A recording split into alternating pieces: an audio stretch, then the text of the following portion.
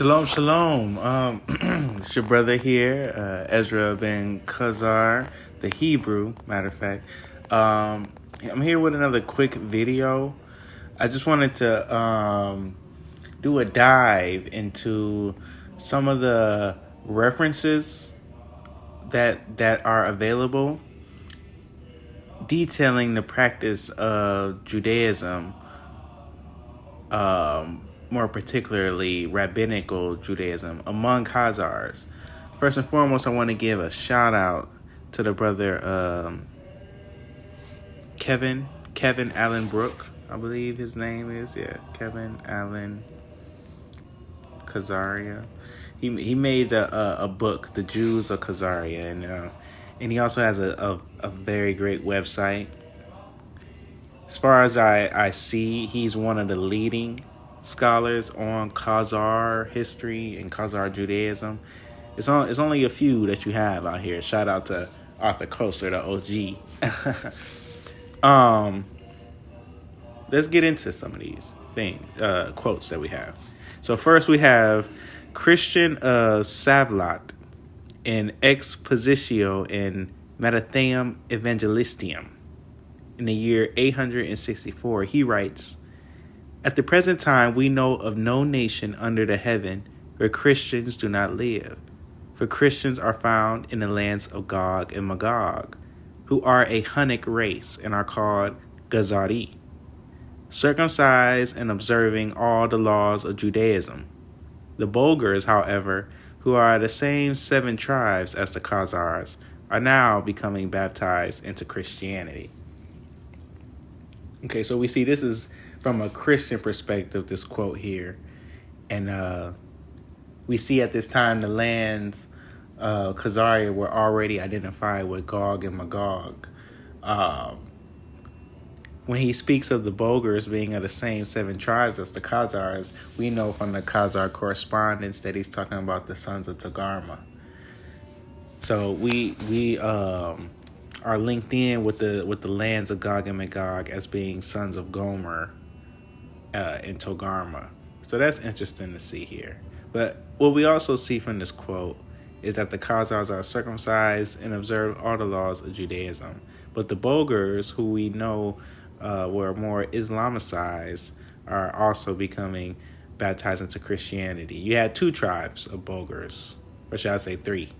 One who stayed close to the Khazars, one who went up the Volga to become the Volga Bulgars, who are more Islamicized, and then the Bulgars who would have went and became Bulgaria, and they became Christians.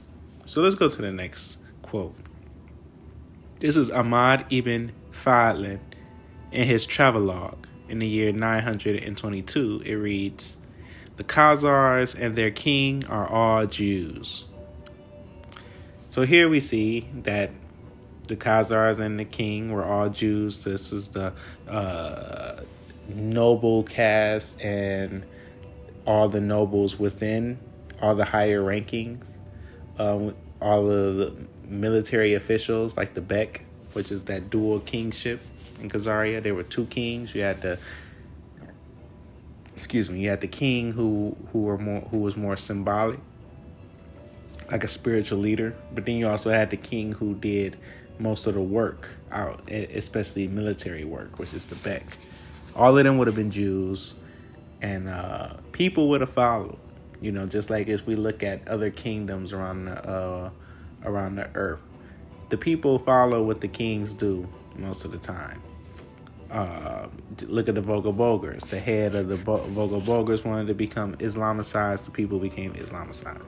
Same thing would have happened to the Khazars and those who accepted Khazar rule.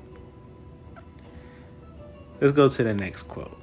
Khazar King Joseph in his reply to Hasdai ibn Shaprut in the year 955. It reads, "After those days there arose from the sons of Bulan's sons a king, Obadiah by name. He was an upright and just man. He reorganized the kingdom and established the Jewish religion properly and correctly.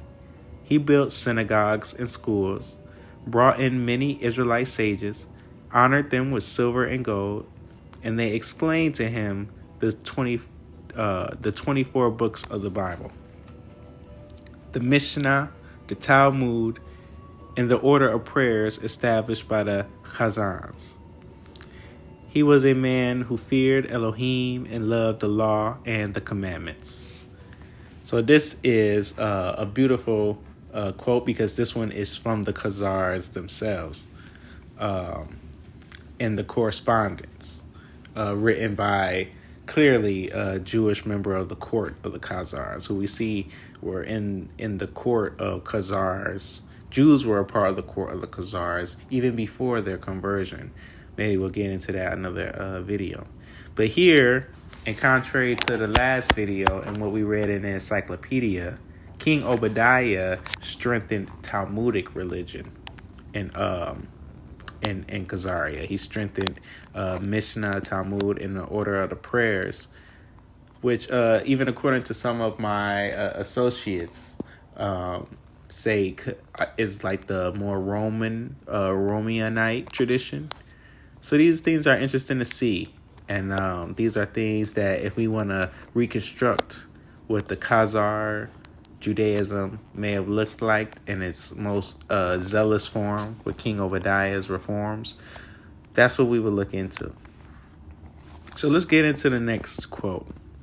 Abid al-Jabbar ibn Muhammad al-Hamdani, in the Establishments and Proofs for the Prophethood of our Master Muhammad, written in 1009 to 1010 AD. He writes, one of the Jews undertook the conversion of the Khazars, who are composed of many peoples, and they were converted by him and joined his religion. This happened recently in the days of the Abbasids. For this was a man who came single-handedly to a king of great rank and to a very spirited people, and they were converted by him without any recourse to violence and the sword, and they took upon themselves the difficult oblations enjoined by the law of the Torah, such as circumcision, the ritual oblations, washing after a discharge of the semen, the prohibition of work on the Sabbath and during the feasts, the prohibition of eating the flesh of forbidden animals according to this religion, and so on. So here in this quote, we hear that this seems like a more simpler Judaism when they first converted. Perhaps this is the Karaite-isms that the rebelling Khazars who rebelled against King Obadiah, perhaps they focus on a more simpler Judaism, which will go into Karaitism. But here we see that they did all the standard laws of Torah, from kashrut to circumcision. And it's a beautiful thing to see that they took on the yoke of Torah willingly. Shout out to the Khazarian ancestors. All right. Next quote. Abraham ibn Dawood of Toledo, Spain, in the Book of Traditions, written in 1161 AD. Our Jewish brother writes, you will find the communities of Israel spread abroad as far as Dailam and the river Itil, where live Khazar peoples, who became proselytes. The Khazar king, Yosef, sent a letter to Chasdai ibn Shatrut and informed him that he and all his people followed the rabbinical faith. We have seen descendants of the Khazars in Toledo, students of the wise, and they have told us that the remnant of them is of the rabbinical belief. All right, so here's another section where we see that the remnant of the Khazars were rabbinical belief. Now, we know currently that there were two sects, rabbinical Khazars and Karaite Khazars, and we can identify both their descendants as well. Now, what's fascinating about this quote is that he says, you see Khazar peoples are proselytes, and they're studying in Toledo, Spain, during the golden age of Jewry in Spain. Is it possible that some of these Khazars could have got caught up in the Inquisition, or perhaps followed some of the Ashkenazi migrations into Western Africa? That would be super fascinating to look into. But of course, they would have if they were there. Now, Could this have somewhat contribute to some African Americans having R1A in their DNA? Who knows? This is something that we would have to look super deep into to find out. But it's also interesting that when I looked into my specific subclad, which I'll reveal later and we'll go into later, there's somebody with my subclade, RNA subclade, that's in Spain, particularly in the city Jaén. I think I spelled that right, but it's the same city where Khazar Ibn Shaprut was born. So that's super funny and interesting, and what a coincidence, if you believe in those, that a Khazar lineage could be found in the same city where Hasdai was born. But anyway, let's get into our last quote here. Let's see. This is Dimashq, written in the year 1327, and it reads, Ibn al-Athir tells how in the days of Harun, the emperor of Byzantine forced the Jews to immigrate. They came to the Khazar country, where they found an intelligent but untutored race and offered them their religion. The inhabitants found it better than their own and accepted it. So this is a general overview of the Khazars converting into Judaism.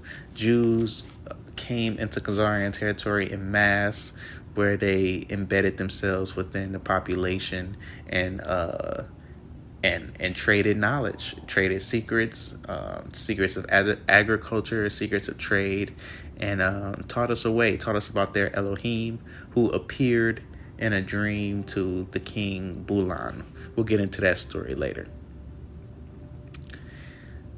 Last but not least, reading off the Khazarian.com website, there's other sources, Jewish sources, that preserve the knowledge of the Khazars' conversion. You have Elkanah the merchant, aka Eldad the Danite.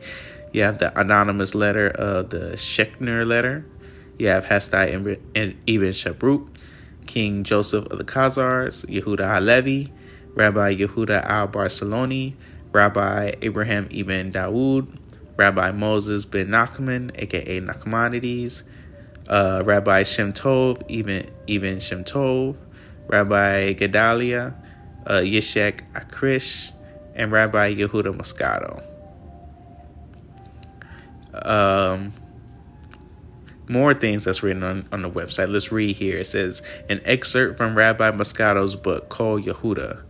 Should it not be believed that the great and awe-inspiring story, which is the basis and essence of this book, the Kuzari by Yehuda Halevi, is true and really happened? If that were not so, why would the author of the book lie? For he wrote in the beginning of his book, as it has been recorded and known from historical works, he repeated that in the introduction to the second part of the book, quote, this is what happened afterwards with regard to the Khazari, as it is known in the books of Khazaria. Translation by Rabbi Gershom Bernard.